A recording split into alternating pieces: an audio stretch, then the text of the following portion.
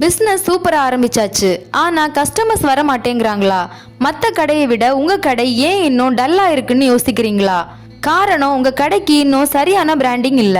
கவலையே விடுங்க, உங்க பிசினஸ் அடுத்த லெவலுக்கு கொண்டு போக இதோ வந்தாச்சு RS டிஜிட்டல்.